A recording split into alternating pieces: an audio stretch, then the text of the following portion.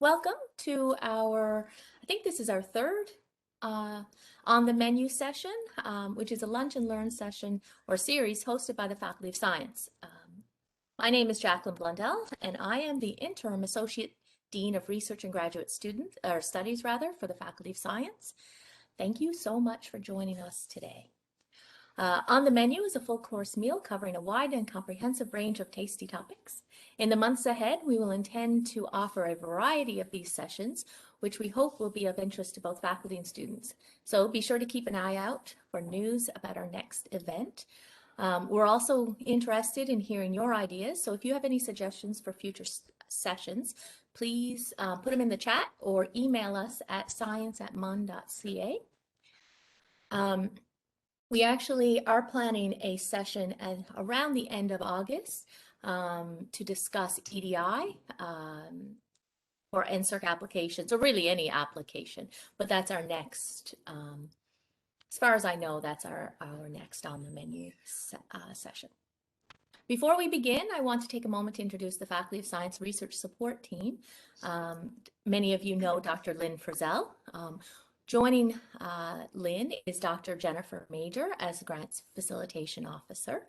I don't know if you want to switch on your camera there, Jen, and wave. Maybe I put you on the spot here. And Philip McCollum, the Grants Facilitation Assistant. And if Philip's here, you can switch on your camera too and wave. We are eager to help support your program of research. Please feel free to reach out to us at any point. We'd be happy to discuss your research plans and update you on or recommend any future research opportunities or funding opportunities. Today, we are very pleased to feature Dr. Kris Poduska as our on the menu presenter. Dr. Poduska is a professor with and the head of the Department of Physics and Physical Oceanography.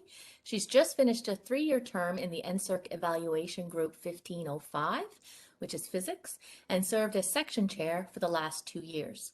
As such, she's particularly well suited to deliver today's topic, top tips for preparing an NSERC Discovery Grant application. The Discovery Grants program assists in promoting and maintaining a diversified base of high-qualified research capability in the natural sciences and engineering in Canadian universities, fostering research excellence and promoting a stimulating environment for research training.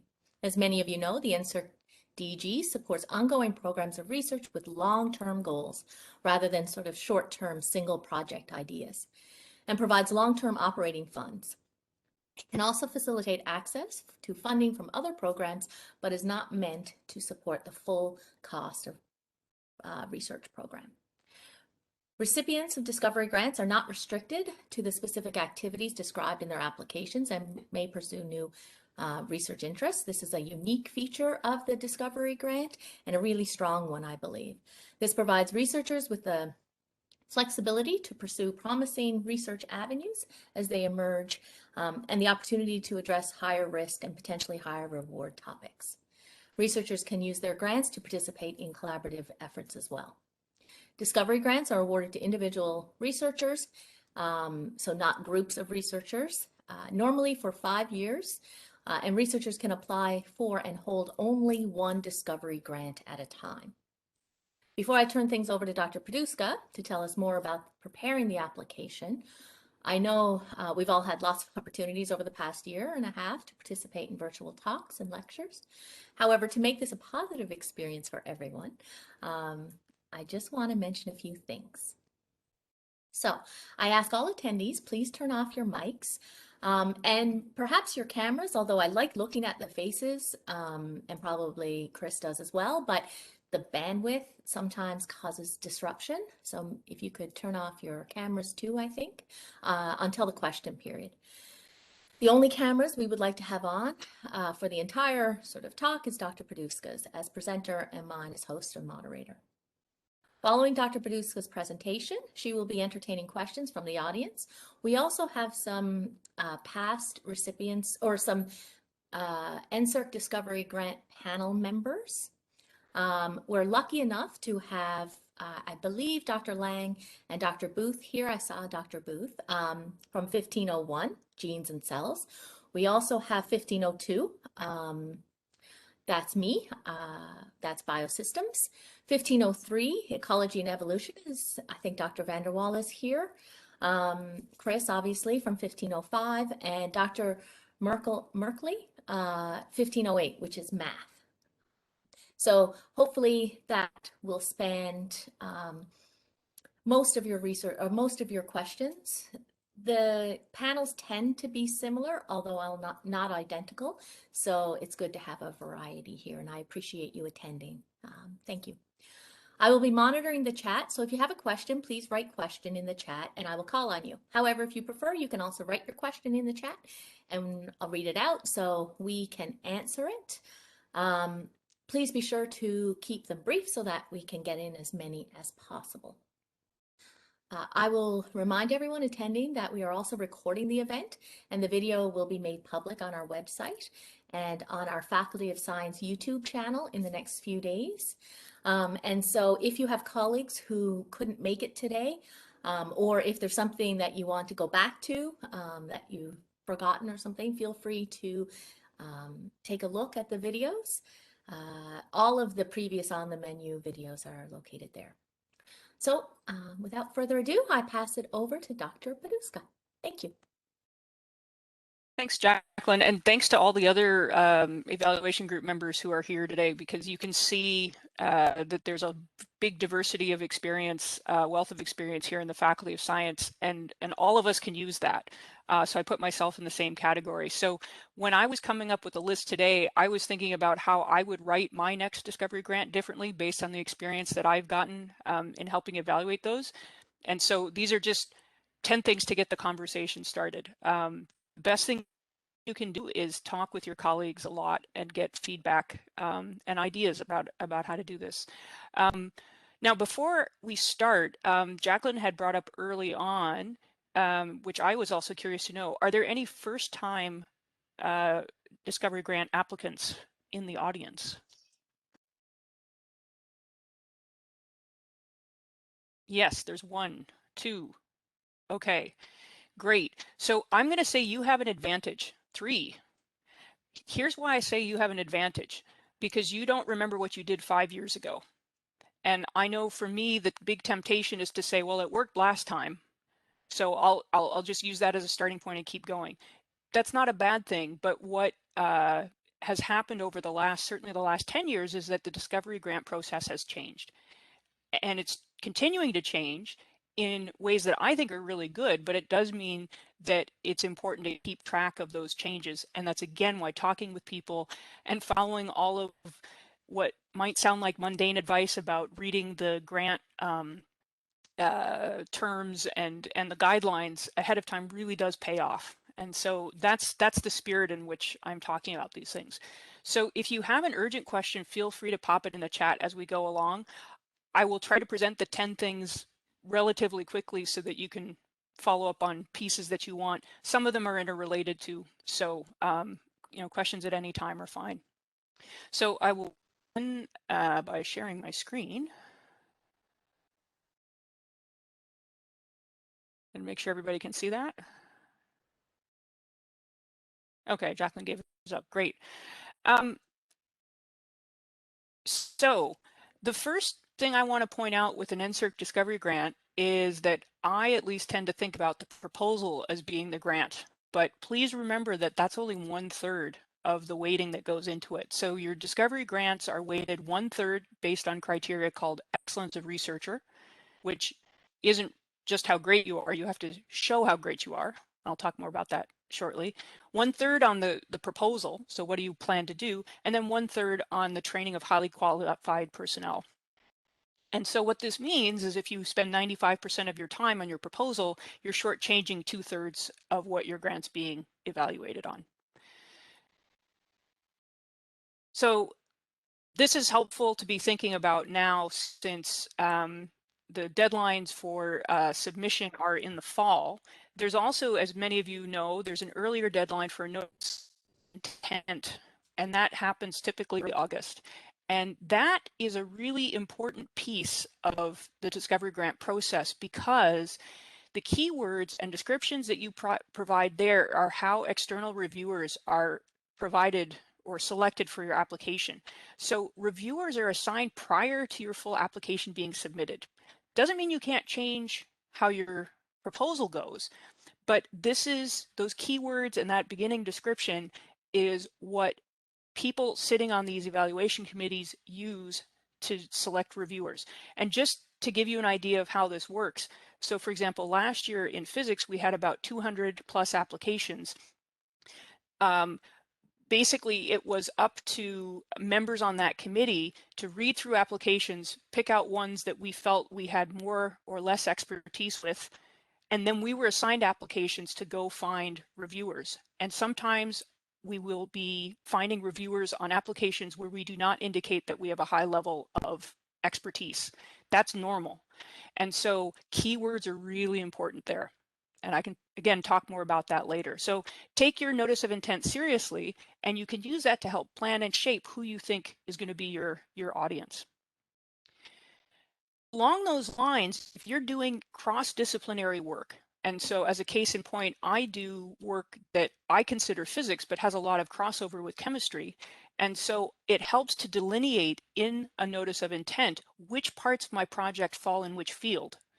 And that can be really helpful to help making it clear for reviewers where we need certain kinds of reviews, not only from our external reviewers, the people that are being sent your application by email and they provide email comments, but also your application is going to be read by 5 different evaluation group people. So these are highly trained people, but they're not trained in your specialty. So if you can give clear ideas about what aspects of chemistry or what aspects of biology would supplement the physics, that will help a lot.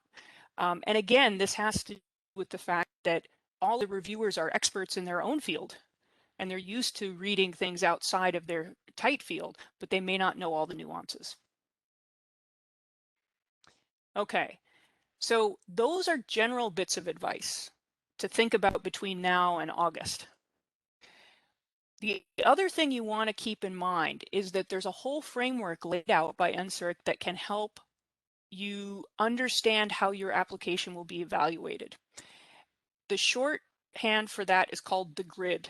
And I won't go into that here, but I can do more in questions if you'd like. Basically, there are criteria that all evaluation group members use to help essentially put applications into bins. So they're ratings on those 3 portions. And so a lot of the discussions are trying to make sure that your applications are ranked not relative to all of your peers, but ranked relative to this grid. And that helps actually, because it means you do have something to aim for once you understand how to read the grid. So people like Jacqueline, other committee members, and me can help you understand that. It takes a little bit of time to learn what is meant, but that's a very valuable part of learning how to write an NSERC discovery grant effectively. All right, now I'm just whipping through those, so I will pause for a second to see if anybody has questions about these 4, because I know this is a lot of information.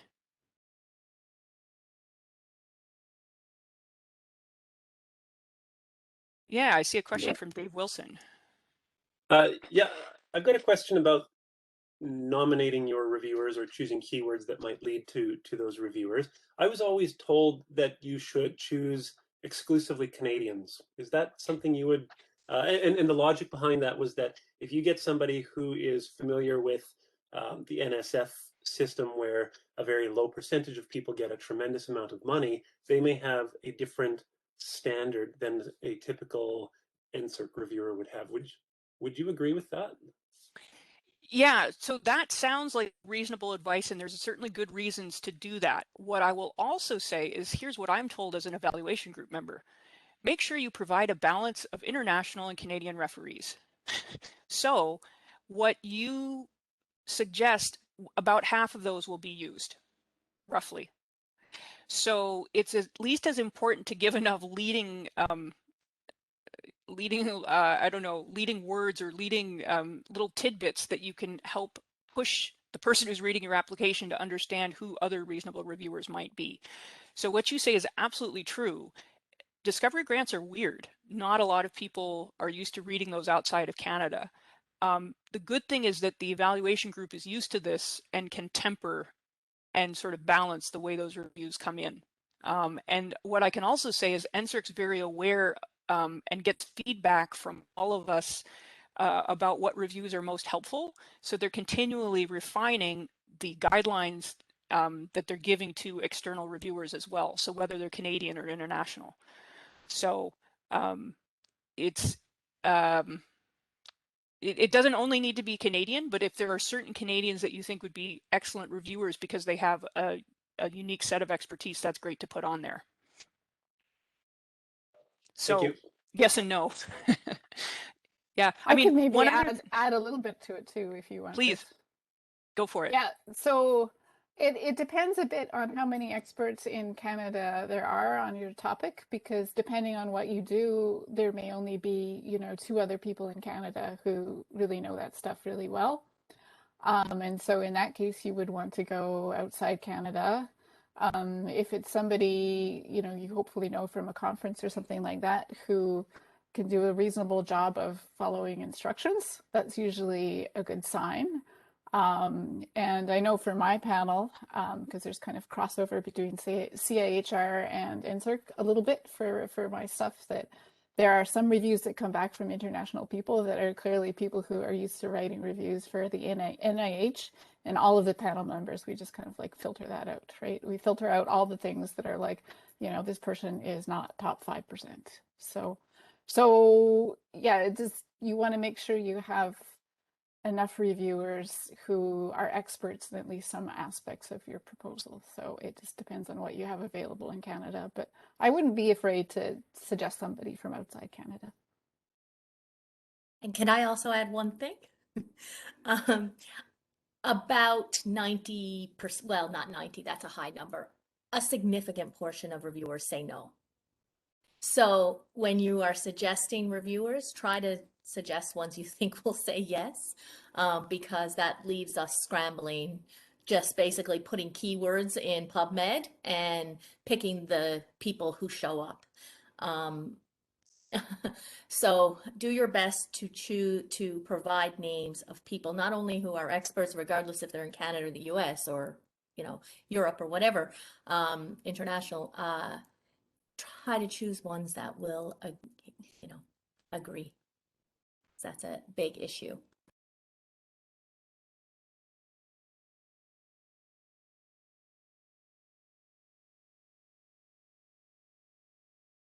I have a question if I can ask it. Go ahead. So I've got some portions of my research program which have really big implications for industry. And I have some slight concerns about confidentiality. So like if I suggest reviewers who are in my field, they would be getting access to kind of like fairly cutting edge stuff that's of great interest to the private industry.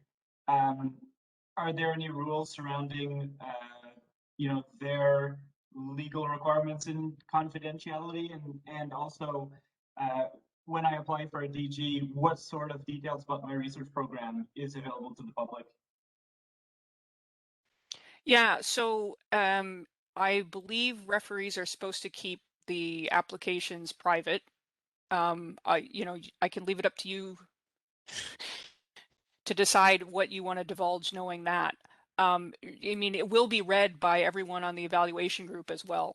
So those applications are available. So there's confidentiality, but it's certainly there and discussed. So that might guide what you're doing. There are ways, and you could probably talk with Lynn and other people in the grants facilitation office about how to do that if there are things that are sensitive that you don't want to have out. I've certainly seen examples where people have provided statements from the university pointing out which things were not in the public domain and could not be divulged. But that being said, I'll talk a little bit more about the research proposal portion of it. Usually these things would be forward-looking in a way that would, and in a discovery-based thing that it's not that you couldn't have conflicts with intellectual property, but the focus would largely be on other exploratory notions. So that might be a special case, or it is a special case, I would say, to talk about. I don't know if that addresses that directly. Yes, that does. Thanks. I think I'll contact Lynn later on and maybe have a discussion. Yeah, they can help for sure. Can I ask you a question? This is Carol Peterson. Sure. Okay, you said earlier that remember 1/3 is on a previous slide. 1/3 is a proposal. 1/3 is the excellence of the researcher. 1/3, etc.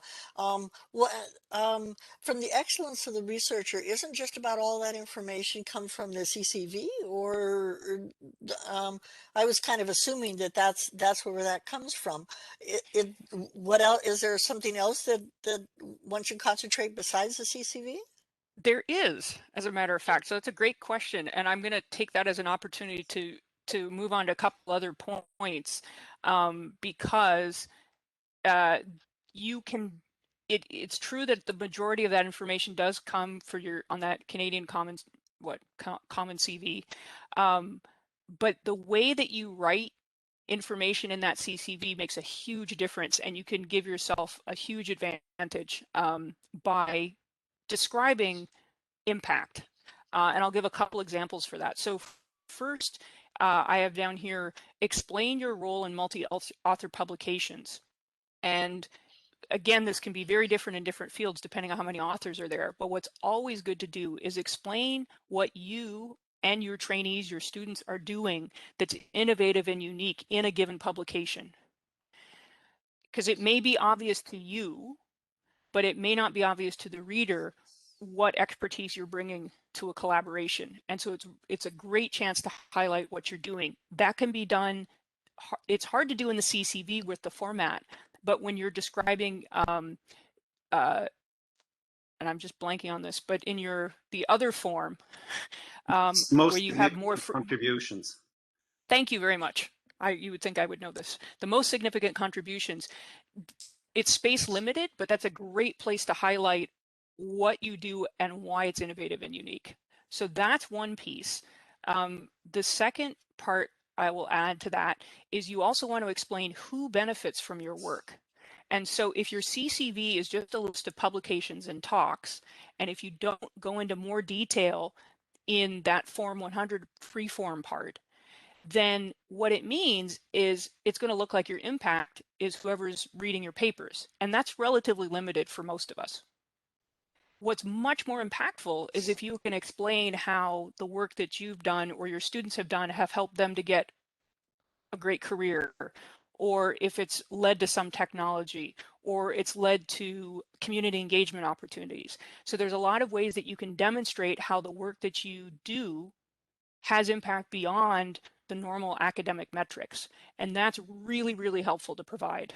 I'm just trying to remember what I have the next one. Yeah, and then the other part of excellence as a researcher is showing your reach. And so it means not only reach outside of an academic environment, but also nationally and internationally. So you can get some of that information if you make it clear that you're presenting at conferences outside of Canada. Speaking invitations, if you're doing public engagement, that's again going beyond sort of the normal sphere of science research. Knowledge transfer is in the CCV, and if you don't know what that is, it could be almost anything. It could be anything from outreach to patents, posting code on GitHub, all sorts of things like that, as well as describing collaborations. And so one of the things that's important to recognize is that you don't have to be traveling constantly to have international impact. So it's not only that you went to some far off place to give a conference, you're really trying to show that you have an impact on an international scene, and that will not be obvious just from titles of talks or titles of publications. It's up to you to make the case for that. So I hope that answers your question a little bit, Carol. Did you have other questions related to that? Yeah, no, that's very helpful. I was just wondering how you contribute to that besides your CCV. No, that makes sense. Yeah, And the CCV also, it's an awkward format. I don't think anybody likes it. And I know the tri-councils are working to try to change that. But what it does mean is that there are ways that you can add more details to your CCV that can clarify the roles that you have, like use what you can in the CCV, or use the spaces the best you can. And that's, again, where getting other people to take a look at it can help. And people can say, well, I see this part, but I'm a little confused here, or can you expand? And the CCV actually, if it fits in one of those little boxes, gives you an opportunity to say that.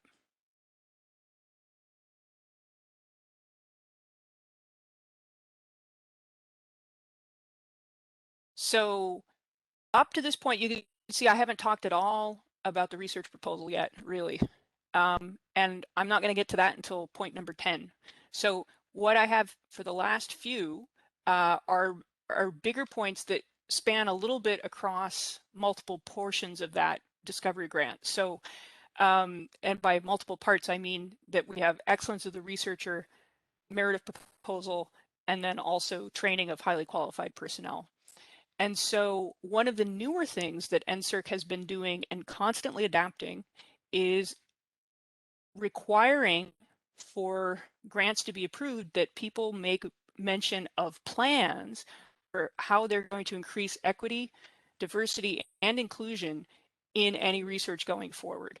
And the point here is that it's really supposed to be intentional. And so this is evolving very rapidly. Every year, it's getting fine-tuned and adapted in ways that I think are really helpful. But the main point here is that you want to make a plan for how you're going to integrate these EDI considerations into your overall training strategy. And the most current wording that I'm aware of, and again, you want to check this before the fall, but the emphasis on describing barriers that are specific to either your kind of work or your discipline, and then how you are going to overcome them and help your trainees overcome them as well. So as a case in point, sometimes it's related to examples I've seen, personal protective equipment. You know, what do you do if you're in a field where diving suits are required and you have students who might be coming in who can't fit into the diving equipment? If you recognize that could be a barrier for someone not being able to work with you, if you identify that and say, I can look at a way to make this happen, and make it clear to prospective trainees that they don't have to worry about this. That's one kind of barrier. Another kind of barrier that I deal with all the time in physics is that physics has a horrible reputation and track record for including women and other gender minorities. So that is something that's well acknowledged in physics, but it's not sufficient for me to just say, I'm a woman. It's not even sufficient to point to how many women or gender minorities are existing in my lab group at the moment. The point is that I have to make a plan. I have to say, this is the problem. Here's how I'm going to try to change it in the future so that my group can be more equitable and more diverse and more inclusive. And so what that means is that you don't just, excuse me, sorry, flip the slide. You don't just want to list the diversities of your group. So there's privacy reasons why you shouldn't do that anyway. But it's also not sufficient to just include a blanket statement from your university or your department. You can do that to provide the overall context, but it's really more effective to identify the barriers that you can see and how you'd fix them. This could be a whole nother talk. And so, you know, that's another aspect of things. This equity, diversity, and inclusion comes in the training of highly qualified personnel, but it can also come into your research planning in the merit of your proposal. So the reason for that is that, of course, some of the research will be impacted by these barriers, either in the way you collect the data or the way that you hire people to help work with the data. And so it can cross multiple things there. I'm just looking at a comment that popped up in the chat. Yes, so just to briefly summarize the comment for those who aren't able to see the chat, there are these three criteria: this excellence of researcher, training of highly qualified personnel, and merit of proposal, and they're evaluated throughout the entire grant. And so there'll be pieces from the entire part of the grant that goes into each of those 3 categories. And so it does indeed create redundancy. And so it means that you're not down to one single metric to help you do that.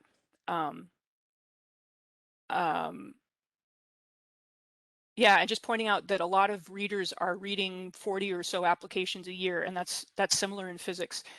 So you know, when the applications follow the format and are as clear and easy to read as possible, that's a really good thing. So yeah, thanks for that comment.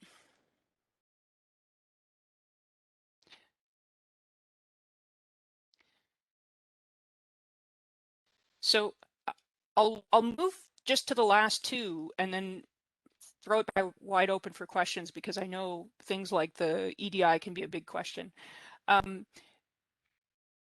The other piece that's important to mention, I think, when you're considering your training plan, part of that is also looking at past training. So you really want to focus on the people, and you want to demonstrate the impact that your training has had on people and what they can do. So you can describe what your trainees do now.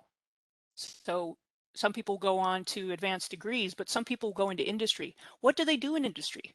How did what they learned working with you help them get a job or career that they want? So that means describing transferable skills, but also showing that people are using the scientific knowledge and strategies that you've helped them learn to do well. I'll also point out that sometimes that takes much longer than a grant cycle. So if I train an undergraduate student, by the time they go through some advanced degree and get a job in industry or get a job in academia, I can help feel like they had a start because of what they did with me, but it might take them 8 years to get to that point or longer. And so there are also ways that you can bring that up in the past training section that allows you to at least touch on the kinds of things that have happened sort of before your 6-year window. So again, if you're not taking too many liberties with that, that can be an effective way to show. And then, oh, I see there's a question. I'll go ahead with a question. Hi, Dr. Poduska. This is Pavan Kakumani. I'll be joining the biochemistry department soon. I have Welcome. a question regarding thank you.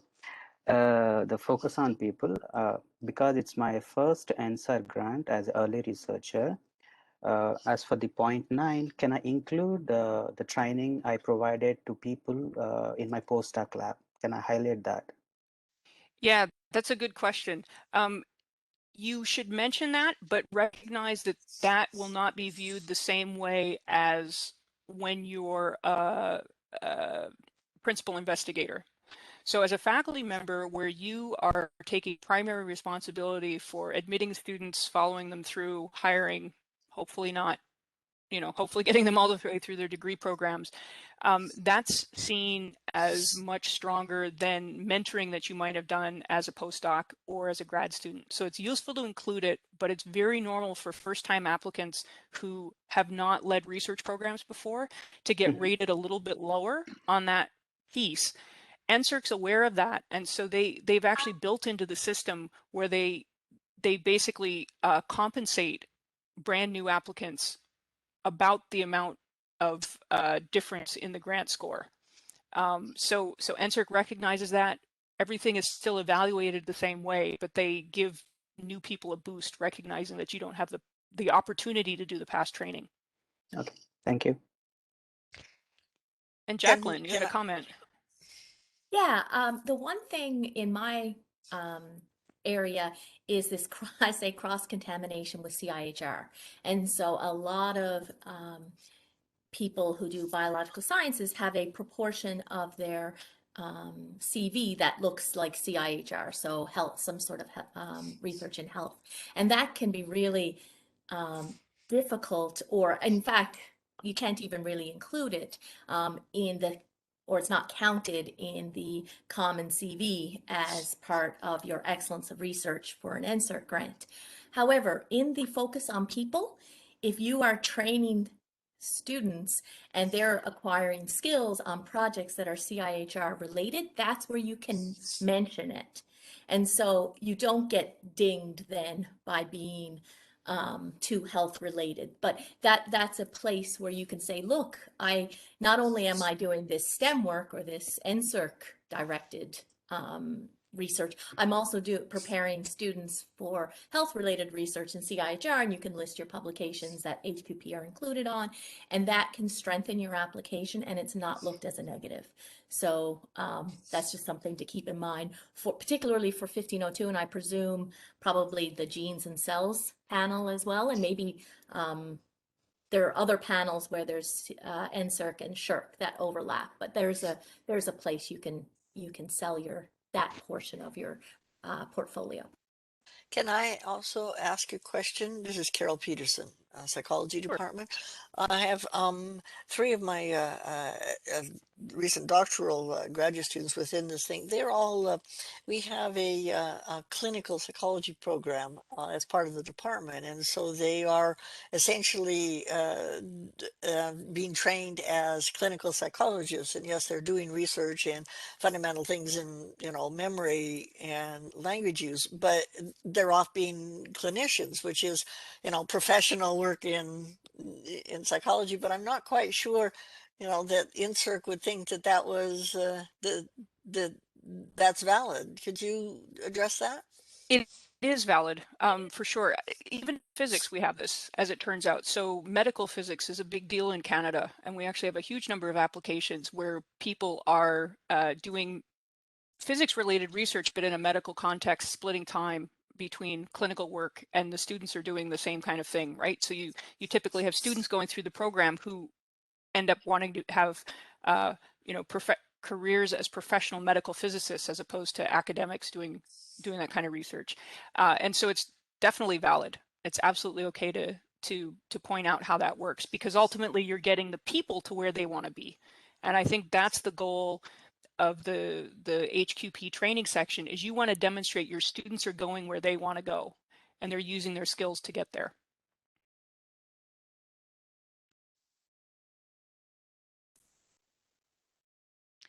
Yeah, and I see a couple of other comments in the chat which are good, that it's important to show if postdocs are training people, if they're shared publications, that's true, that's a step forward. And also that early career researchers are treated a little differently, and it's even more than first 2 years. It's actually even a bit longer than that. And the COVID thing has kind of changed some of the logistics for how that's been considered as well. So I don't know for sure what it'll look like for next year. But the advice I can give is, if you're an early career researcher, don't panic. Everyone knows that you haven't had the same opportunities. Put it down, follow people's advice about what to include, and don't be worried if your rating comes in lower than what you get the next time. So in physics, for example, we are pretty strict about making sure that, or not making sure, but we certainly value people who've applied for the grants.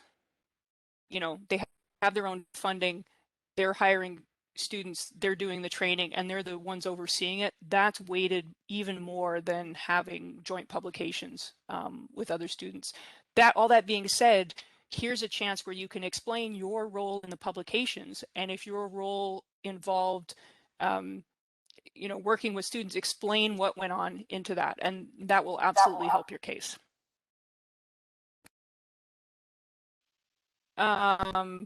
Let's see, a question from Brian Stavely. Comment on the importance of thesis completions versus co-authorship on papers. That is another great question, because this again goes down to explaining roles. What I can say is that if everyone recognizes there can be many reasons why students don't complete a degree, lots of reasons. You don't have to go into details about a particular student's circumstances. You can certainly mention, though, if students are taking leave and they're not able to work. That can be, so I guess if you look at your list of student completions or publications for a given student, and something looks funny to you, it's probably going to look funny to someone else reading the application, and it's worth clarifying it. grants facilitators here and your colleagues can help make sure that you're not giving too much or too little information with that. But it certainly helps to explain it. And again, there's all sorts of reasons why a student may not finish, and it may have nothing to do with the supervisor, but it could also have everything to do with the supervisor. And so what people are often trying to fill in the gaps is they're trying to read between the lines. And where discussions go a little funny, because at some point we get reminded that we have to just look at what's on the paper and we can't make assumptions. So that's why it's still in your best interest to explain as clearly as you can what goes on. I would say in general, nobody's expecting undergrads to come out with 5 papers. But if you have PhD students who come out with a thesis and no publications, you might want to clarify what went on with that. So does that answer your question, Brian? Sort of. Sort of. So one of the things is I'm in the process of finishing my senior PhD student, and we're getting the thesis out first, and then we're writing the papers. Well, we've got one out, and we've got a few more that are going out in the next little while, but they won't likely be accepted for publication by the time October comes. Some of them might be, but some of them won't. So you can say that. You can say that. And include them as your attachments or include one if you want to give an example. If it's submitted and not yet accepted, or if it's accepted and not yet published? I've seen either one. And everyone recognizes you're taking a little bit of risk if you attach something that's only been submitted and hasn't gone through peer review. So, but people understand, I mean, this is a rolling clock. So everyone knows that there's a lot of reasons why these things don't always happen on time. So that's why I think just explaining that was the strategy will clarify. Okay, thank you. Can I make a comment? This is Marco Merkli. In the math evaluation group, preprints actually don't count as papers. So if it's not it doesn't have to have appeared in a journal yet, but it has to be accepted. So if you just post a preprint or 10 just before your NSERC application, that doesn't help at all. But you can say it's accepted, but hasn't appeared yet, and then the committee will believe you, and it counts. Yeah, that's a good point.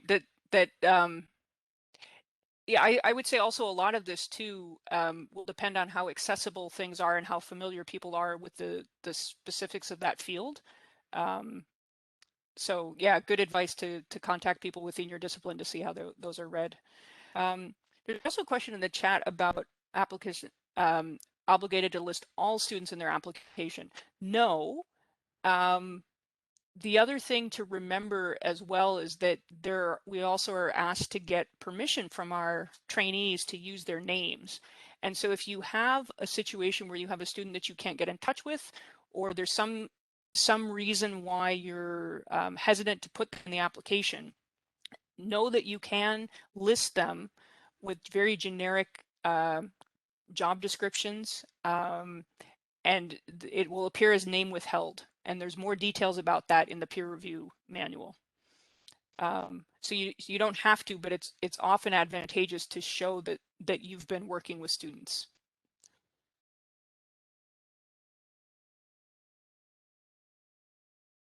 Yeah, and there's more feedback about how different committees consider submitted papers. So again, it will vary a little bit from discipline to discipline, and even though there are many factors that go into the excellence of the researcher, largely the gold standard is still if you have no publications, no peer-reviewed publications, that's challenging because the peer review part is valued so heavily. But just because you have a lot of peer-reviewed publications doesn't make you a fantastic researcher. And so I think the reality is it goes both ways. You could read this, here's how I can, beef up my CV, But at the same time, if you say my CV looks excellent because I have all these citations, in my evaluation group, we're explicitly told not to count things like H indices and citation counts because they are quite biased against or biased towards more senior researchers. So there's a lot of reasons not to count the metrics, and we're explicitly told to not refer to those in our conversations, even if the applicants choose to include them.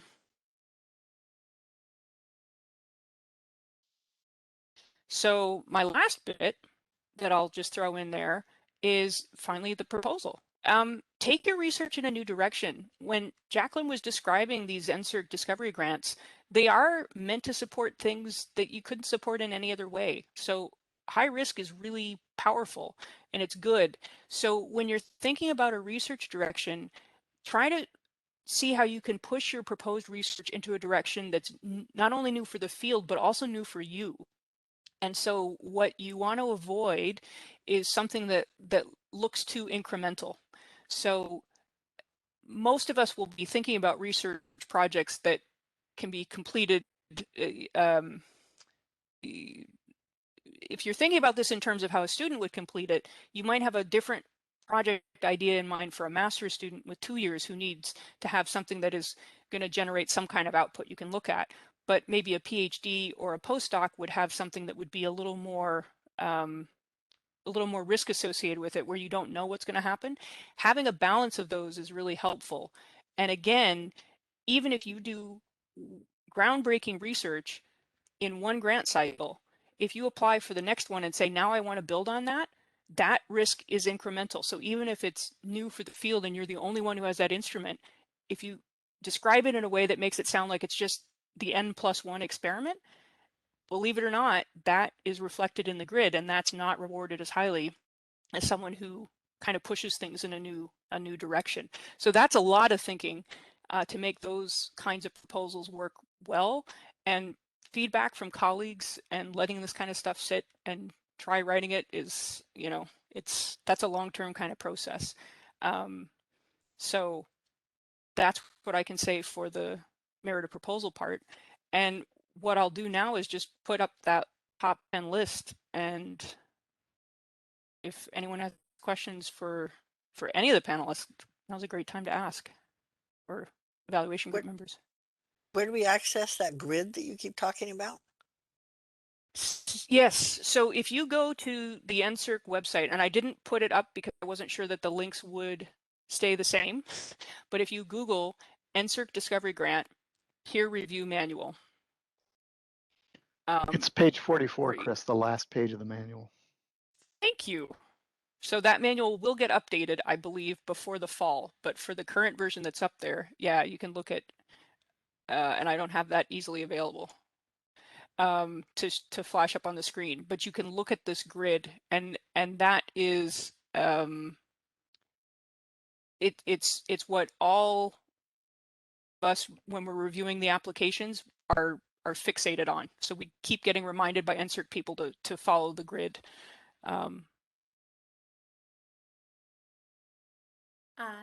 Thanks, Kris. I really appreciate you going through these. I noticed there's a couple of questions in the chat, and we will definitely get to those. I just want to pick on Lynn for 1 second. Lynn, if you don't mind coming on and just mentioning the Faculty of Science deadlines and any other deadline or date that is important. Do you have that information at hand? I do have that information at hand. So this is relevant to science. So if there's anyone who's joined us who's not in the Faculty of Science, this will not apply to you. So our deadline, we have 2 deadlines for the Discovery Grant review process. You can hear me okay? Yeah. Yeah, okay. I have a dog snoring behind me, so please ignore that. Wednesday, September 15th at 9 a.m. is the deadline for our comprehensive review. So we have a comprehensive review and we have a compliance review. So again, Wednesday, September 15th at 9 a.m. That's a little earlier because, as was mentioned at the beginning, there's some anticipation that there may be more grant applications this year than in the past, but also to give more of that comprehensive review where we can address those merit criteria that outlined in that grid that Kris discussed. So in the comprehensive review, what we will do is look to see that your application fits the natural sciences and does not emphasize any aspects that might make it look like it might be a better fit to CIHR, for example. So if your research straddles health, we'll try to help you to write it in such a way that you steer away from that little trap. And we'll look to see that it addresses all those evaluation criteria as are outlined in the merit indicators. That it's presented as a 5-year program of research and not a project or collection of projects. So it looks comprehensive and cohesive. That it's well organized and structured to highlight the points that busy researchers will be looking for. So put yourself in the position of the researcher and make it easy for them to find what they're, for the reviewer, I mean, and make it easy for them to find what they're looking for. Excuse me, the short and long-term objectives, whether or not there's a clearly stated HQP philosophy and training plan, and that you're including how you will address, as Kris discussed, and we will be having another session on that, on EDI challenges and how you're going to address those. We'll help you to look to see, when I say we, I mean Jen and Philip and I, and Jacqueline as well. We'll look to see whether or not you're highlighting your originality. Are you really showcasing that well, and the impact of your work in the past, and your expected impact of the work that you're proposing, and the benefits to Canada and Canadians, and that your past contributions to students as well are well presented. We'll help you with the writing to see that that it reads well and it's understandable. If we have great difficulty understanding it, it's possible that other reviewers may as well. That it's not too technical or too jargon heavy. That it's cohesive, that all the parts of your application agree with one another. So if you're stating a certain number of HQP in your plan, is that the same as what you're putting in your budget? Is that what's in your CV? And is that what's in the projects that you've outlined in your proposal? And we'll get down to the nitty-gritty and make sure it's error-free, typo-free, that it meets the presentation standards, has the right margins and fonts and so on. So we'll give it a good review. So that's if you have it in on time. And we will endeavor to do that regardless of if you don't get it in right at that deadline. We'll do our best to provide as much review as possible. We just can't promise that we'll have time to do so. The compliance review is Wednesday, October 13th, also earlier than in the past. So this is the final date to submit to the Faculty of Science to ensure your application will receive the compliance review that's necessary to make sure it's submitted to NSERC. So we will not be taking applications on the last day that we don't have time to look at and allowing them to go forward. They will not go forward if they've not been reviewed. And at that stage, we'll give it a look over to make sure it's complete, that all the parts are there, that you are in fact eligible. And that would apply to somebody who's on a term. So if you're on a term contract, make sure your contract is up to date, because if you don't have the 3 years, you can't apply. And make sure that it aligns with the policies of the university so that you're applying the proper salaries, for example, in your budget. And I'd like to just, if I can have another second, let everyone know that there's a webinar coming up tomorrow for the NOI, how to prepare your NOI. And there'll be also a webinar on August 24th for the full application. And I'll send that out. That's great. Thank you very much, Lynn. I would emphasize that you don't have to wait till September 15th or 13th, whatever our date is, to submit to us. We are gung-ho to get started on discovery grants. And so please contact us, provide us with your reviews. If you weren't successful last year, please provide us with your NSERC reviews so that we can better address some of the issues maybe that have been brought forward. Yeah, so early is better. To give us an opportunity to help as best we can. We will also encourage, and actually I think we had a heads meeting yesterday, require, I guess, if I could use that word, peer review within your departments. So it's really helpful to have your friends who are, or your colleagues who are in your field, review your grant as well for the actual content of the proposal. We will do our best to make it understandable to non-experts, but I think from a technical perspective, it really should be peer reviewed by an expert. It doesn't have to be in your university. It can be, you know, a colleague at another university. But anyway, so I apologize for that little brief interlude there. We'll get right back to questions. I know there's only a few minutes. I don't know if any of the panel members can stay on. I can certainly stay on a little bit longer if there are additional questions. I can stay too. Okay, great, thanks. So Dr. Christian, you had a question.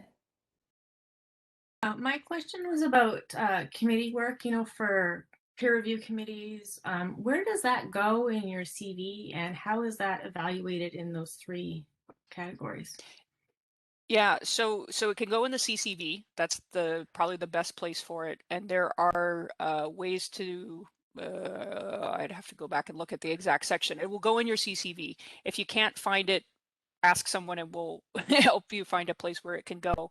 What that does is it helps show national or international reach and sort of stature within the field. So anytime you're doing that kind of peer review, that's helpful. And so that's exactly the kind of thing you want to make sure that goes on there. Okay, thanks. And Thank I would you, also, Andrew. It's called committees, surprisingly. I would also recommend, if you would have been selected for a committee based on an area of research expertise, for example, then you could put that in your most significant contributions as an example of your impact. So I've seen oftentimes, based on this amount of work, I was chosen to be on the Royal Society of Canada fellow review or something like that. And so it's a way of, just inserting little tidbits. That section is really open. And so it doesn't just have to be, I was cited 742, or this paper was cited 742 times. That's not what at least that's not as good a sell. I think it can be much more broad.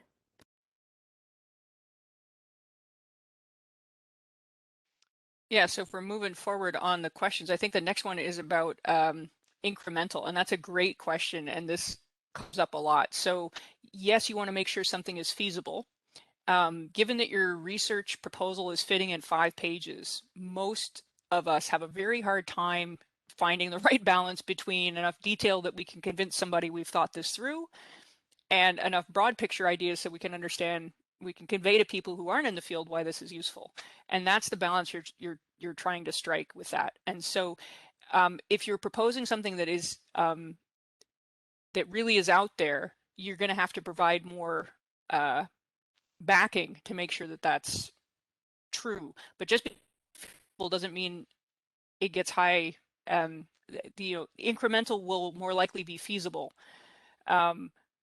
But you have to push the boundaries a little bit. So one way to get around that is, if you're putting something out there that you think might have some challenges, list those challenges, explain that you've thought about them, provide some literature that shows where those issues are, and explain how you're going to do something differently with that. And basically, if you can explain to people why what you're proposing is not incremental, that's a big plus. I will say that the evaluating proposals is probably one of the hardest aspects of the whole review process, because it's really hard to know the nitty-gritty and the big picture from most proposals. People find it hard to write these proposals effectively. And so I think in my evaluation group, the overall rating for those proposals, on the whole, the average rating for that portion of the proposal is lower than the other 2 pieces. So it's challenging to get that right. So having more people read it can help you push those boundaries.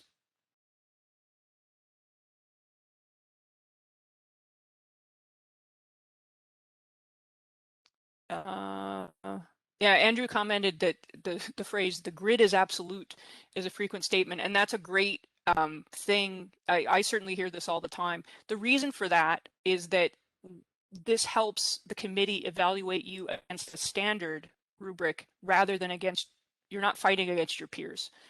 And so that's the value of having that grid where everything is laid out. And again, talking with people can help you understand how to translate that grid language into something that shows up in your proposal. Andrew, did you want to take Dave Wilson's question?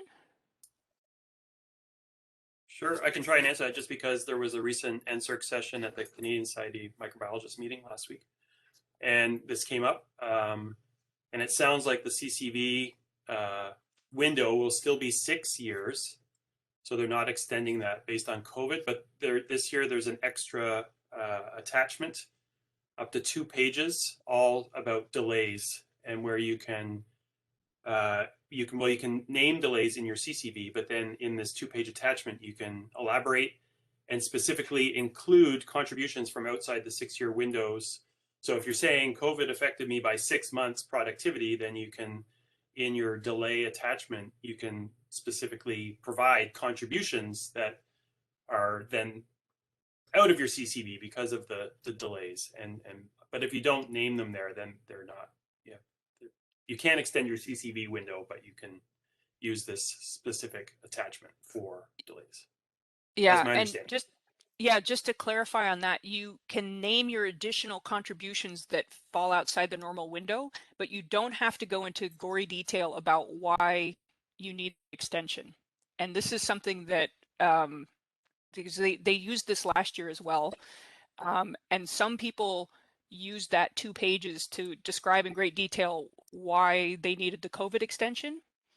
Or why they had medical leave. So some people went into a huge amount of detail that they didn't need to go into. It turns out that was all passed on to the reviewers because there was no way to actually separate that from the other thing. And a bunch of us talked to NSERC about that because we recognized that wasn't necessarily ideal.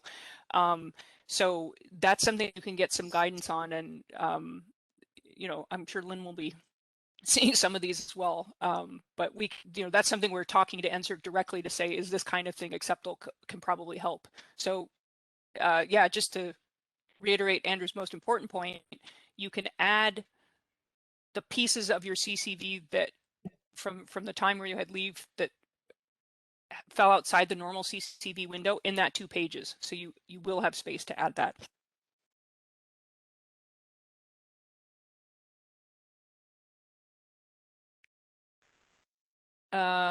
Yeah, looking through some other questions. To support an integrated EDI narrative, would it be a good idea to write the whole proposed application gender neutral? Now that I think about it, I think I often do, because I often don't know what students are going to be working on future projects. I would say one thing I can point out is that during the discussions of applications, we use gender neutral language. So we talk about the applicant and we try not to refer to gender pronouns at all. So the committee is actually quite used to that. So yeah, that would work. James has a question about diagrams and pictures versus purely text. I can tell you that after looking at 40 applications, if I have a diagram that allows me to get a really quick reminder of what that application is like, I'll tell you where that helps a lot. So what I didn't describe is that when someone on these committees gets 40 applications to read, we have about 2 months to do it. So that sounds like a lot of time. But all of our discussions for a candidate fall within 15 minutes. That's it. It's rigidly prescribed. We cannot go over that. And so we have to have notes prepared for each application. And what I find is if I'm in the middle of one of these and I have a colleague who makes a comment and I want to go back and check, I have to know that application really, really, really well to be able to know where to look for that piece that I was looking for if I didn't have it down. If you have those kinds of visual things to help break up your proposal into different pieces, I find that's really helpful. If you're shrinking it down so small that you can't read anything, then it's not useful anymore. But I think it's always a great idea if you can fit that in.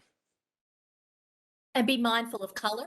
Lots of people print their applications and the color is gone for the most part. So just use shading or whatever, I guess.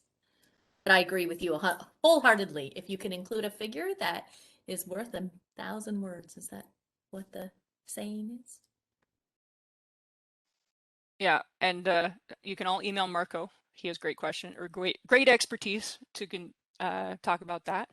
Oh yeah, a comment about the 5 major headings proposal and whether they can be shuffled around. The short answer is yes. If you are shoehorning your proposal to fit those and you've written it in a different way and it's awkward to read, please rearrange it so that it's easier to read. Now, that being said, if you don't use those headings, it will make it harder to go back to your proposal and find pieces. So things that sound purely cosmetic are not as cosmetic as you'd think. So if you leave a little bit of space, if you have bold for your major subject headings, if you can, you know, I've even seen some people will sort of bold the names of HQP, you know, which students are doing what. The easier it is to kind of read through quickly and find what you're looking for, the better that is. So if it's out of order, I find that's not a big problem if the rest of it reads well. But I have seen spectacular examples where people just filled in the subject headings, but there's no flow at all, and they don't link up, and those are hard ones to read.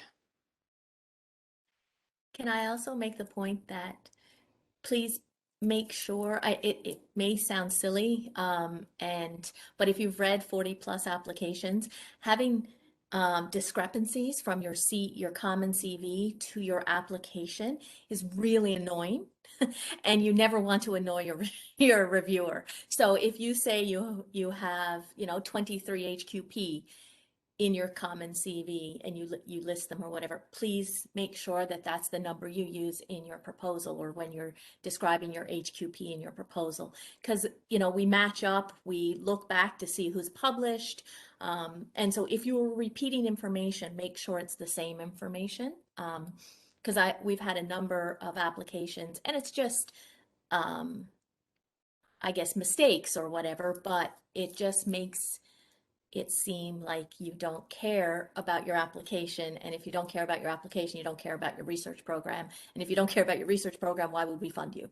And I know that sounds probably catastrophic, but when you've read a lot of applications, it becomes an issue. At least it has on, I've seen it on 1502.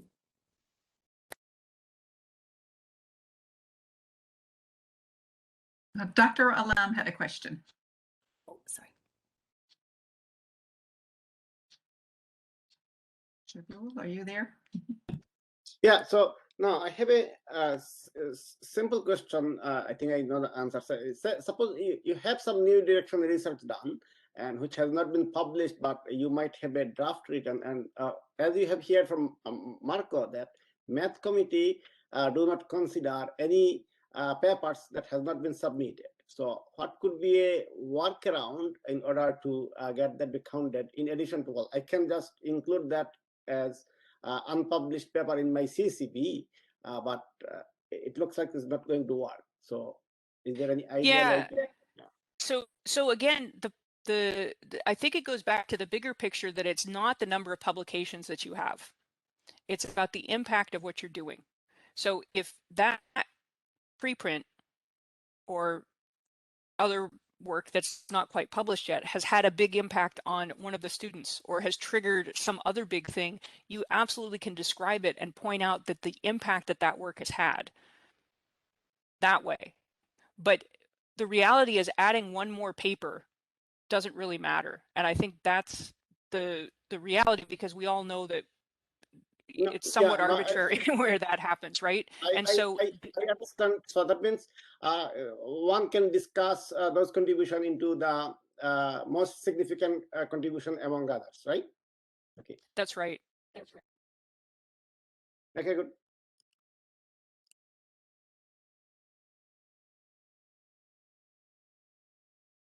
Are there any other questions?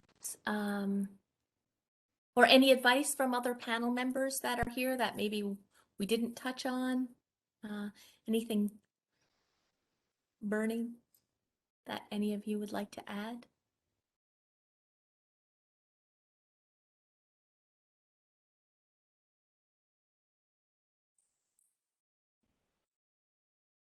If you are, oh, yes, Brian.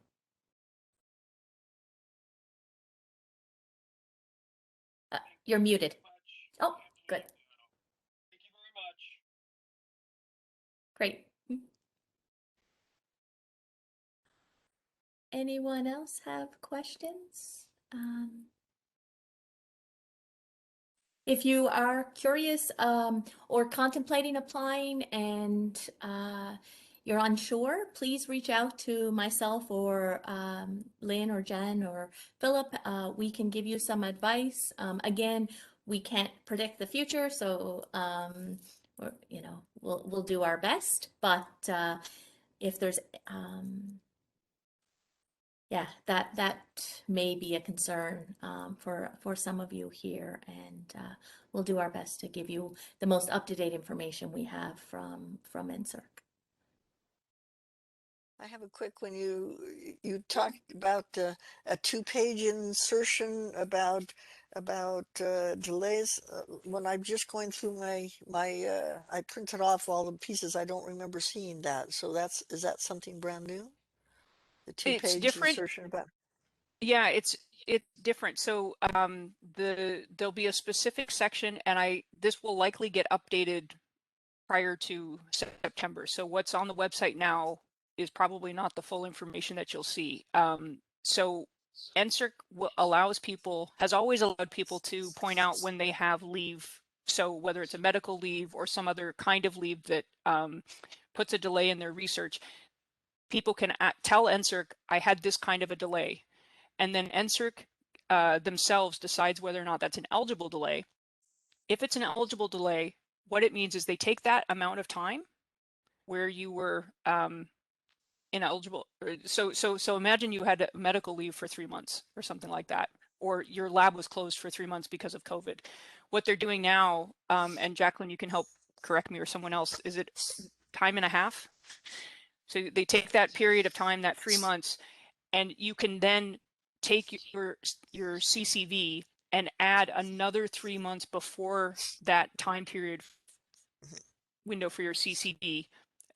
It's either time or time and a half, and you can take contributions you did then and add this in this 2-page attachment. In my particular case, all research with children, I'm a developmental psychologist, stopped because our access to kids stopped. And so as a consequence, it's been an extremely slow, painful getting participants, because it's been through personal, personal contacts as opposed to the school systems, the childcare centers, et cetera. And so what it meant is, since COVID began, kids dribbled in very, very slowly in terms of all my data collection on children is, a fraction of what it was. So what you can do in that case is you can basically say, I had a delay in research because of COVID, and it started, whatever, March. When the school shut down, the 2020. Yeah, and then you could say, and it's continued for a year or year and a half. And then what you would do is you would tell NSERC, I have a COVID related delay, and you don't even have to clarify the details of it to them. They would then say, okay, yes, this is an approved, like, we recognize this delay. And then for that year and a half, essentially your CCV window is, it sounds like it might be 7 years now because of the way it's set up, but you would be able to add an additional year or year and a half, whatever time period they tell you. Prior to that you would take those publications and presentations and impact and whatever else you did and put that in your 2 pages. And so to clarify what that is like, so for example, there are some delays that NSERC does not consider eligible. So for example, I'm department head now. I can say that slowed my research, but that doesn't count for NSERC. So if I said I'm department head and so I have a 3-year delay, they won't even listen to it. They'll say that's not an approved delay. But COVID is, and so you don't even have to specify what it is about the COVID situation that caused the delays. And part of the reason they do that is they don't need to know whether you had COVID or if it's your research data collection that was impacted, or your lab was closed, or your students couldn't get there. Like, there's so many reasons. They're not being picky about that. They recognize that it's an extraordinary circumstance. And so they'll do that with any kind of leave that was not one that you took on voluntarily. So whether it's a medical leave, a family leave, if you're seconded into some kind of administrative position, that also counts.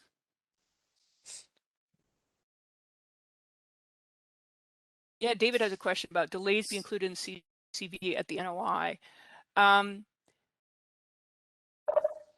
delay, am not 100% sure, and maybe Lynn knows this better than I do. I think that goes in with the full application and not with the NOI.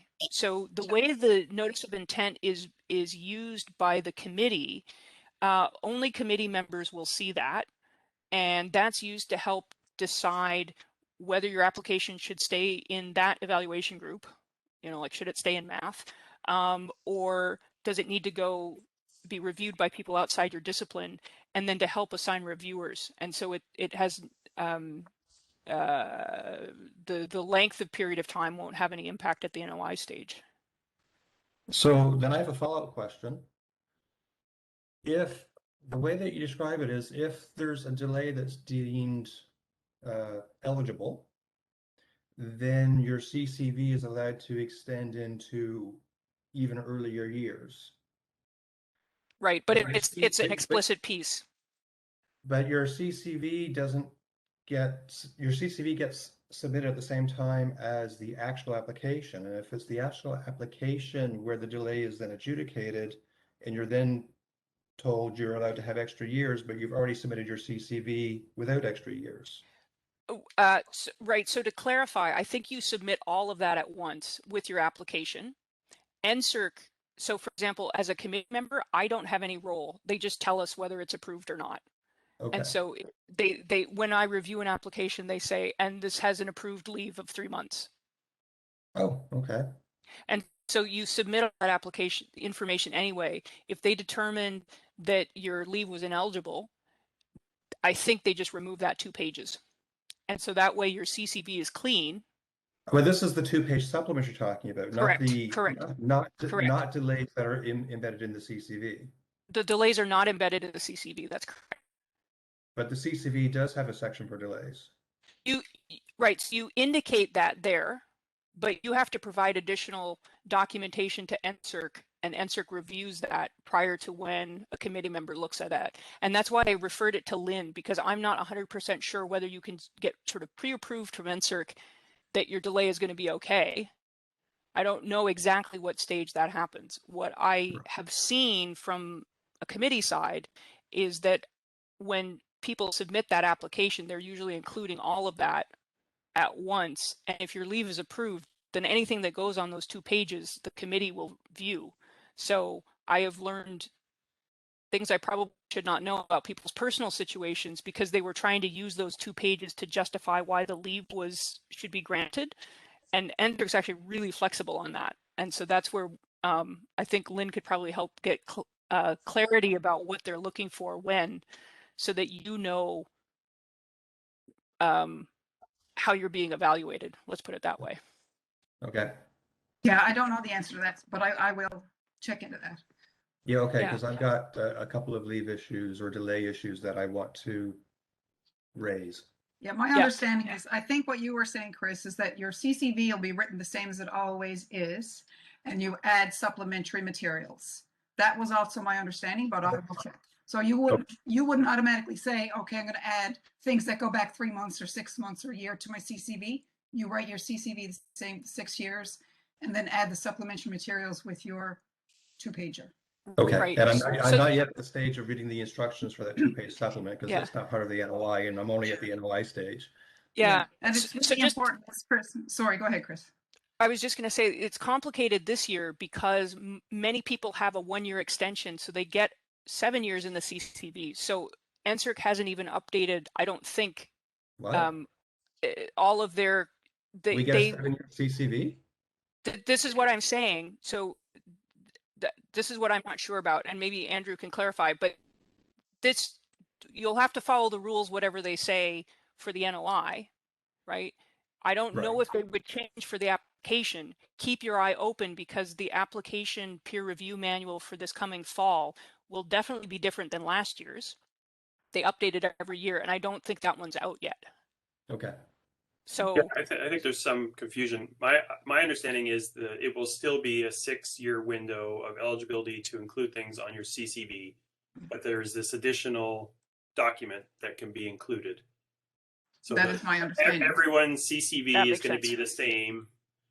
You have to use this document for anything you're trying to have included for your evaluation it can't be included in the CCV because it automatically gives you an error message. Yeah. I don't think they're extending it to 7 years is my understanding, but like Kris I said, think, maybe it'll change by September. yeah, no, but I think you're right. Sorry, I misspoke on that, because you're right. That extra year is a COVID related delay that everyone's basically granted if they want it. And so that's why that extra year would go in those 2 pages. And yeah, James confirmed that the CCV does cut off any material before a certain date. So that's how they get around it. So they try to do everything uniformly, and because they're constantly improving and fine tuning it, that's why these things come out later than you'd want to have it. So I mean, last year's manual is a very good starting point. It's just the some of the details will change, and what I found is they change for the better, but they do change. So okay, thanks. The one thing I would note is last year, as a panel member, I only had one person use COVID as a delay or have included as an eligible delay. And that person had like 126 publications over the last 6 years. And so if you are going to suggest COVID impacted your research, make sure that that's evident, because I think that just ticked a bunch of people, reviewers off, to say that, yes, you had a year delay with COVID, still managed to get 126 publications out. So just be mindful of how you sound to reviewers, because it can affect it shouldn't, but it can. I mean, it's human nature. yeah, I think on the flip side, I saw a lot of those in physics. So those were very, very common. Wow. And it might be because we have a lot of lab-based work, and so people physically were not allowed to go to places. But I say the other reason that that's a big impact is for students, because it may be that the applicant has 126 papers, but for a given trainee, this could have been devastating. And so even if the overall package looks good, I still think it's helpful to point this out, because that will have an impact in HQP training. And if you point out what aspects were difficult for students and how you're getting around that, I mean, this potentially ties into an EDI related thing as well, because some students had a harder time than others, but it might depend. It will not look funny if you take it and explain, especially if that's tied in with some of your other discussion of student outcomes. Right, and I agree. As long as you're clear about how the impact affected you, yeah, 100%. I agree. Yep. There is a short guideline, it's 3 pages for the COVID-19. There might be more information coming, but it's the impacts of COVID-19 pandemic on research, new guidelines for NSERC's community, and it is available now. So what they're really asking for is for you to estimate the percentage of reduction in your time, a duration, because as Kris pointed out, that's the duration that you're going to be allowed to go backwards and add those supplemental materials as if they were on your CV.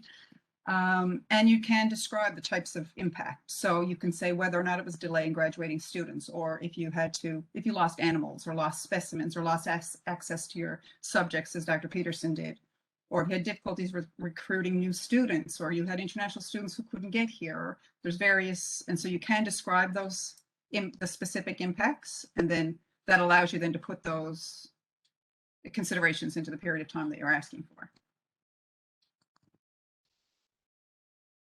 And Thanks. I can distribute those. And we also have in faculty science, which has now actually gone throughout the university, and Jennifer Stevens in Siri is working on those, a document of resources for how to address EDI in your grant. And I've distributed that to some individuals, but I'll distribute that to everyone in science.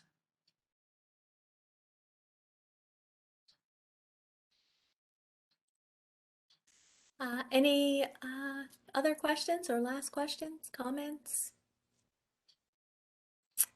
I want to take this opportunity to thank Dr. Poduska and the committee members who attended and gave some great feedback, and everyone for attending and asking great questions. Please reach out to us. I don't know, Lynn, Jen, Philip, do you have any last pearls of insight for we can read your NOI if you want. We tend not to get involved until the proposal or the full application, but if you want some feedback, we are happy to do that as well. I just want to say thank you I found the session very helpful. Wonderful. And as Lynn mentioned, we will be having a session nearer the end of August on EDI. So if that's a concern for you, please have an eye to your email as you'll get an invitation. Okay. Well, thank you. And everyone, hopefully you'll get a chance to enjoy this beautiful day. Thanks. Thanks, Jacqueline and Lynn.